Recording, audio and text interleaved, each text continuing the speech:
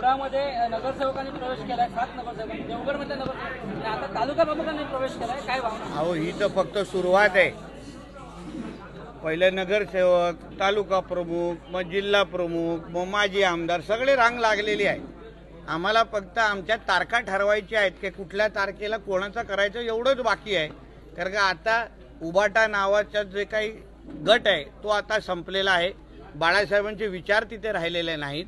महाविकास आघाडी हिचं भावपूर्ण श्रद्धांजली झालेली आहे आणि म्हणून जिल्ह्याच्या महाराष्ट्राचा विकास करायचा असेल तर भारतीय जनता पक्ष आणि महायुतीच्याच माध्यमातून होऊ शकतो असं ह्या आमच्या सगळ्या सहकाऱ्यांना विश्वास बसला असल्यामुळे आज चांगल्यातले चांगले म्हणजे आम्ही घाण घेत नाही, आमचं काय डम्पिंग ग्राउंड नाही, पण त्याच्यातले पण असे मिलिंदजींसारखे चांगले एकदम निष्ठावान प्रामाणिक ज्यांचं जनतेमध्ये वजन आहे अशा चांगल्यातल्या चांगल्या सहकाऱ्यांना आम्ही बरोबर घेतोय.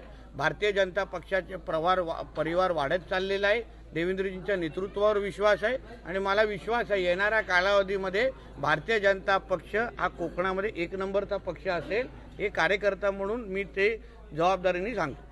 येणाऱ्या काळात जिल्हा परिषद, पंचायत समिती किंवा नगरपंचायतच्या निवडणुका होणार आहेत. त्या पार्श्वभूमीवर मोठ्या प्रमाणात पक्ष बांधणी करून हे सगळे प्रवेश होत आहेत. हो, निश्चित पद्धतीने. कारण का स्थानिक स्वराज्य संस्था निवडणुका कोर्टाच्या आदेशाप्रमाणे कधीही लागू शकतात. स्थानिक स्वराज्य संस्थेमध्ये एक चांगले नेतृत्व उभं राहण्याची संधी असते आणि म्हणूनच मोठ्या प्रमाणामध्ये आता भारतीय जनता पक्षच आमचा विकास करू शकतो. सत्तेच्या आणि तिजोरीच्या सगळ्या चाव्या आमच्याकडे आहेत. ग्रामविकास मंत्री आमचे आहेत, पालकमंत्री आमचे आहेत, सगळेचे सगळे मुख्यमंत्री आमचे आहेत. म्हणून भारतीय जनता पक्ष हा 1 नंबरचा चॉईस म्हणजे बोलतात ना सिंधुदुर्गामध्ये महाराष्ट्रामध्ये ओनली कमल अशा पद्धतीचं वातावरण सगळीकडे दिसत आहे.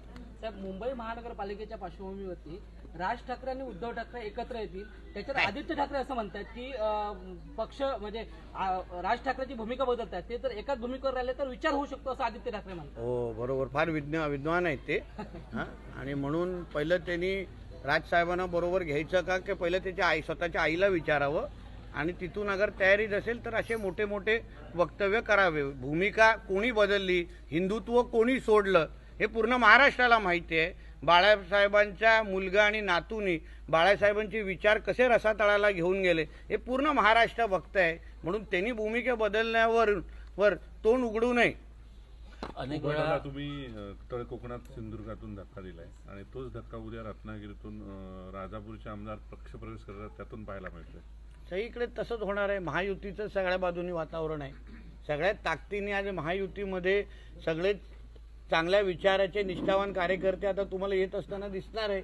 विरोधकांना उमेदवार पण स्थानिक स्वराज्य संस्थेमध्ये मिळतील का यापासून प्रश्न सुरू होणार आहे. म्हणून येणाऱ्या सगळ्या निवडणुकींवर भारतीय जनता पक्ष आणि महायुतीचा झेंडा तुम्हाला सगळीकडे दिसेल.